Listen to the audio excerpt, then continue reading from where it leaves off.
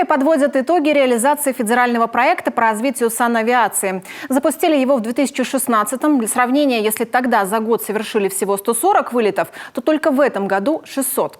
Вслед за увеличением числа полетов выросло и количество спасенных жизней. Татьяна Супряткина продолжит. Да, это медицина катастроф. Здравствуйте. При ЛОСе инфаркт ждете? Здесь бьется сердце региональной санавиации. В диспетчерский центр стекается вся информация. Пока один специалист контролирует транспортировку тяжелого пациента из Прилузья в клинический кардиологический центр. Другой договаривается с авиакомпанией о перевозке больного на регулярном рейсе. Для этого нужно согласовать все до мелочей: количество баллонов с кислородом, наличие специального места для лежачих пациентов. Если получен отказ, в ход идет свой авиапарк. В распоряжении Центра медицины катастроф сегодня 4 воздушных судна. Это самолет, который находится в Сыктывкаре. Он позволяет нам оперативно доставлять пациентов в отдаленной территории республики, либо выполнять эвакуацию на федеральный центр Москву, Санкт-Петербург. Если говорить про вертолеты, их на сегодняшний день 3.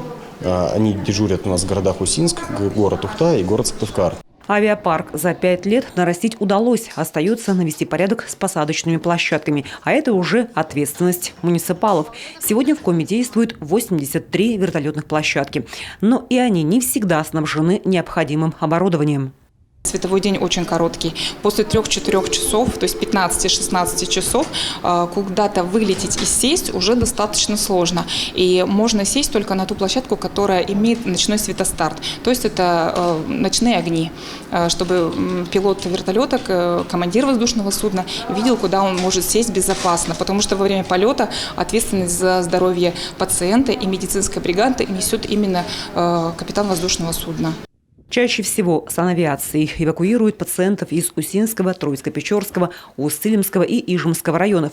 Теперь и на Одере взялись за подготовку своих вертолетных площадок. К открытию готовят сразу 4 объекта. Это деревня Коптюга, самая крайняя точка северо-запада Ударского района. Это Чупрова, Большая Пысса, Вашгард.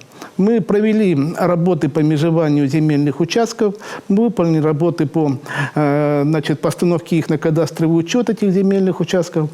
Работа вся, которая имеется для получения паспорта площадки, мы сделали. В среднем один летный час обходится в 250 тысяч рублей. Только в этом году санавиация республики из федерального центра получила свыше 240 миллионов рублей. Увеличено финансирование и из региональной казны.